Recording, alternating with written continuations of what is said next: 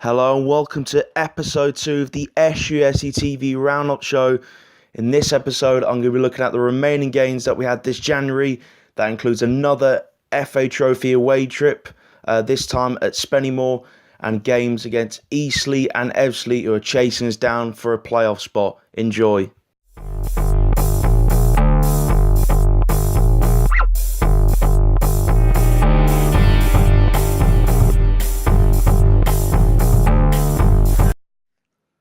Firstly, times and Thursday training talk. I spoke to new signing James Dobson and inform Harry Buteman. Yeah, delighted to be here. It's been a couple of weeks now. I've kind of been in contact with Sutton, so yeah, really happy to sign.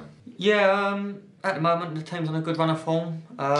We've picked up a lot of points, so perfectly happy at the moment. It's just about carrying that on now. Let's start with the Spennymoor away game in the FA Trophy. So Sutton's Bill-based FA Trophy reprieve proved a brief one as they were comprehensively beaten by an impressive Spennymoor side challenging for a place in the top tier, the National League, and who no one will relish facing in the last 16 of this competition, especially at the Brewery Field ground.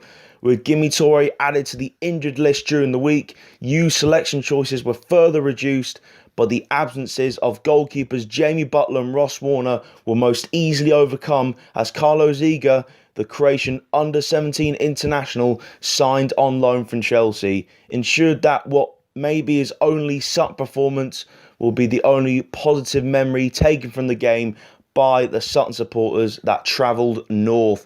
On a ground where another goalkeeper, Ian Stewart, had produced a match-winning performance for Hughes in the Amateur Cup 45 years earlier, Ziga wasn't able to secure a similar result. But helpless for the first two goals, both magnificent strikes by leading scorer Glenn Taylor, and unlucky as Andrew Johnson killed the game off with 9 minutes to go. He still made several saves of the highest quality to keep using the contest on a day when, particularly going forward, they were second best, choosing to play down the considerable slope but into the wind. In the first half, Hughes maintained parity for the first quarter of the game, even though Spennymoor were already having more of the ball and looking the likelier to score, with Hughes' defence reasonably untroubled. Then Bradley Pearce was slightly harshly penalised just outside the penalty area.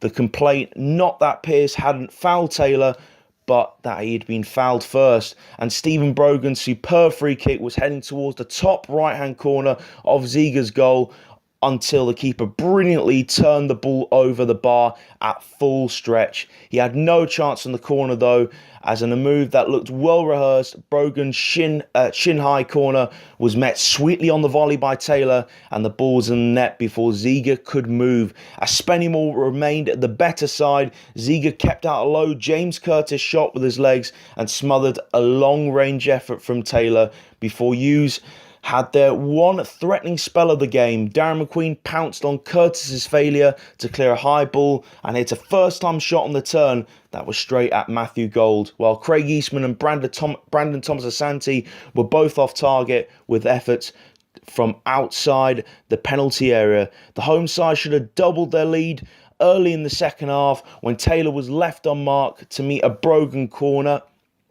and would have been disappointed to have his header put wide, but he made amends in spectacular style just after that hour when Brogan's deep free kick carried towards the right hand side of the penalty area, and Taylor unleashed a volley that flew across Ziga into the top far corner of the net.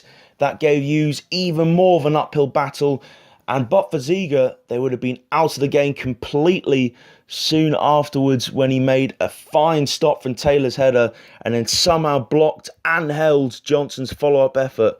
Rob Ramshaw rippled the side netting with a long-range volley, having spotted Ziga some way off his line, but with 9 minutes left and Sutton pushing forward, looking for a way back into the game, Davis's cross was headed clear by Jamie Chandler, and Spennymoor launched a swift counter-attack through Taylor and Ryan Hall, whose crossfield passed but Johnson through. Again, Ziga did well to save the first effort in a one-on-one situation, and when Johnson knocked the rebound goalwards, Ziga managed to get his hand to that as well, but this time was unable to keep the ball out. So it ended in a 3-0 defeat for Sutton in the end. A disappointing afternoon out of the FA Trophy. Here is Ian Baird's thoughts on the game. Yeah, we were well beaten. If their striker scores 2 better goals, he'll be a very, very lucky man. He was the difference between the two sides. And what was much of a scrappy game on a difficult surface. No excuses, they were better than us on the day. But, if you do take out 5 of your first team regulars, you're always going to be up against it. And they were a big, strong, very, very experienced side. And 2 tremendous goals from their striker. For the Thursday training talk ahead of the Eastleigh game, I spoke to Ian Baird, Brett Williams, who signed a permanent contract, and Dean Beckwith. Yeah, obviously me and Doz know the place really well. They wouldn't be there where they are today if it wasn't for Doz. I don't think a lot of people realise that. But we're looking forward to the game. Obviously, extremely disappointing result away at Spennymoor. But as I said to the players, it was a little bit of a Brackley-esque performance. And we all know how well we performed after that, and we've got to make sure that we finish as high as we possibly can. And our goal all season is to be finishing in the playoffs. Yeah, great to get over the line really. I've enjoyed my time here for the last month. We've got some good results, get on well with the lads, and sort of the staff and that are all good. So yeah, I'm very happy to sort of carry on now. Yeah, no, it's going to be a good game. Always is when we play at Eastleigh and when they play up here as well. So yeah, something to look forward to. We've got to bounce back after the weekend. Didn't play well away at Spennymoor, and so the boys are just chomping a bit now to get going and hopefully get a result. Now time to review the Eastleigh game. Sutton's poor record at Eastleigh continued when, after coming from behind twice, they conceded a 3rd goal 2 minutes from time, and despite 6 minutes of injury time, they were unable to level for a 3rd time before Ben Williamson's winner. An entertaining and fluctuating game seemed set to end level, a result that most observers would have felt was the right one. But after Darren McQueen had just failed to reach an Aswood Thomas cross, Eastleigh countered quickly, and Josh Hare's fine cross was met by Williamson's diving header to tip the game decisively Eastleigh's way. The return of Thomas was a pre-match boost for Sutton, although in the continued absence of Jamie Collins, his return was initially alongside Dean Beckwith in the centre of defence as Bradley Pearce dropped to the substitutes bench. He saw plenty of action early on as Eastleigh began the stronger, with Mark Yates pulling the strings in midfield, and within 10 minutes they had the lead. A Yates corner was cleared back to him, and his second cross looped off the defender and was dropping towards the far corner of the net when Hughes managed to scramble it off the line, only for Andrew Boyce to nudge it into the back of the net. 2 minutes later it would have been 2 but for Ross Warner, who left Paul McCallum holding his head in disbelief as he somehow turned the striker's close range shot over the bar after Michael Green had crossed low from the left. McCallum went close again from another Green cross, this time heading wide at the far post, but Sutton grew into the game as the half went on after Kenny Davis had sent a free kick just too high. Brett Williams was sent through on the right. He reached the ball before goalkeeper Luke Southwood, who had come outside the area, but his touch was just too heavy and the ball ran away for a goal kick. The tide was now with the U's, though, and after Dean Beckwith had headed wide from James Dobson's first corner in the Sutton shirt, when he should have done better, the equaliser duly arrived just before half-time as Dobson's first-time pass released Gimme Toure. Again, Southwood came out and Toure's touch past him again seemed to have made the chance more difficult, but Reader Johnson dithered over the chance to clear and Toure forced the ball away from him and over the line for his first Sutton United goal.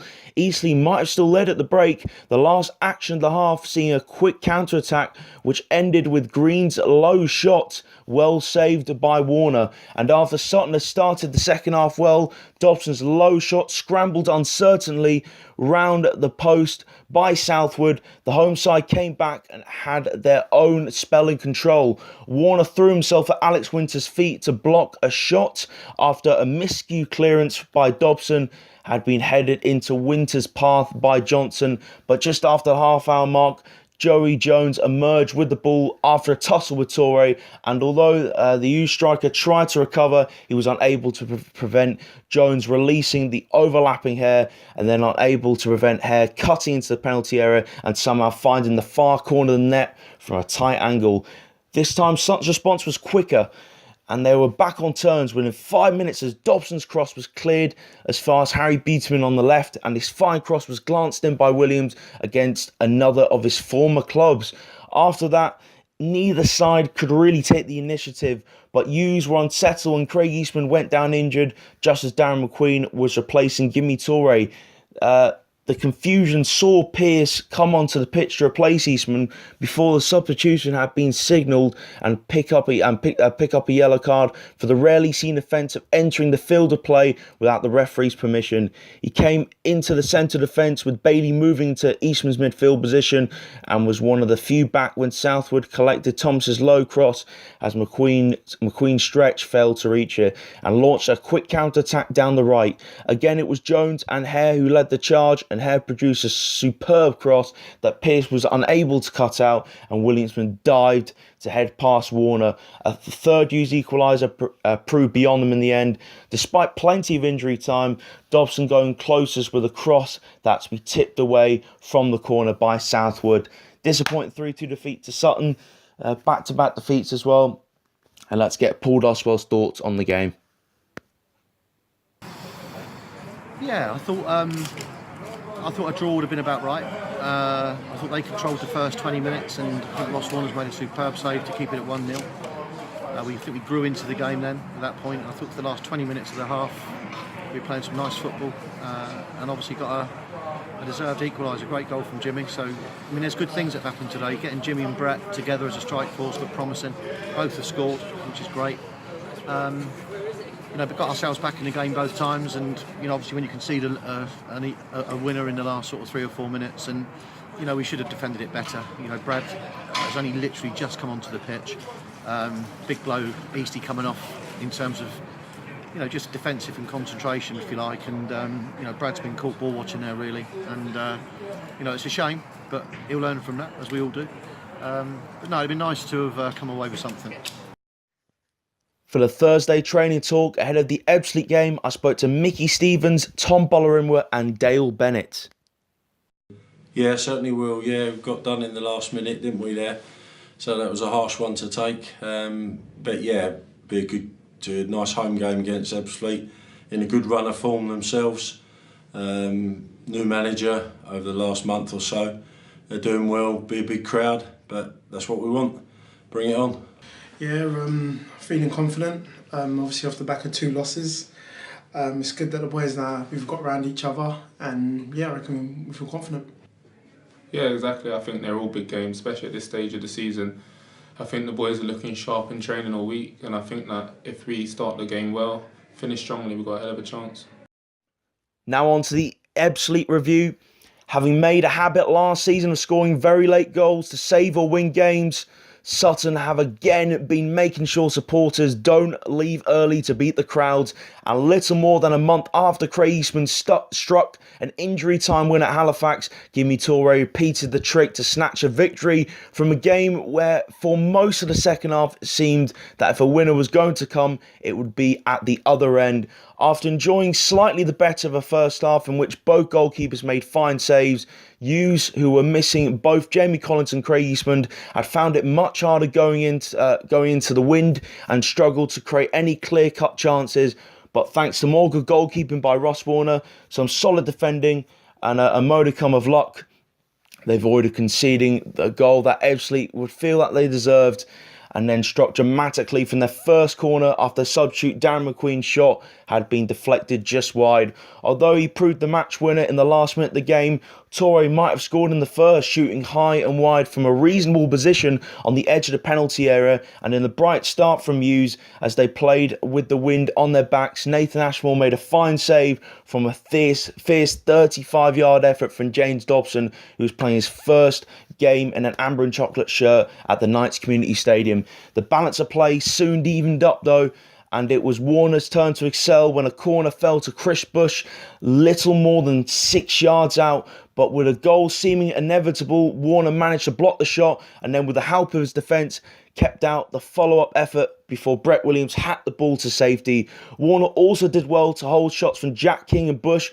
while at the other end, Ashmore was well placed to field a shot from Bolarinwa, who also headed over from a Dobson cross. If you shaded the first half, they're on the back foot for much of the second, as Ebbsfleet used the win to their advantage, and the threat intensified with the arrival of Cody McDonald as part of a double substitution. Although at the same time, Hughes wouldn't have been sorry to see the departure of Bagson Graham, who had been a lively presence on the left wing. Almost immediately, McDonald was in behind the defence and clear on goal, but Warner came out to block the striker's shot, who was still bouncing towards goal until Dale Bennett cleared off the line. McDonald backheeling the rebound wide. Soon afterwards, he had another opportunity for Andy Jury's chipped pass, but saw his volley divert wide of the post. Apart from one occasion when Aswad Thomas, otherwise superb in Collins's central defensive position, was forced to haul back McDonald to pick up Hughes' only booking. Sutton's defence held firm and seemed to have earned a point. Going forward, they created little, apart from one nasty challenge by Sam Magri on Dobson, earned a booking and conceded a free kick, which Dobson hit disappointingly into the wall. But with the game deep into the third of the 3 additional minutes indicated, a sweeping move from left to right, started by substitute Jonah Ayunga, ended with the other replacement McQueen hitting a low shot which was deflected just wide. There as time for the corner, and from Dobson's delivery, Dean Beckwith's shot was blocked. Harry Beeterman headed goalwards, and Torres' headed flick diverted the ball in off the underside of the bar and saw Hughes snatch victory to go 5 points clear of Ebbsfleet, just sitting a place and 2 points behind them before the start of play, and Sutton moved up to 6. A fantastic win. Late drama, give me Torres. Yeah, fantastic.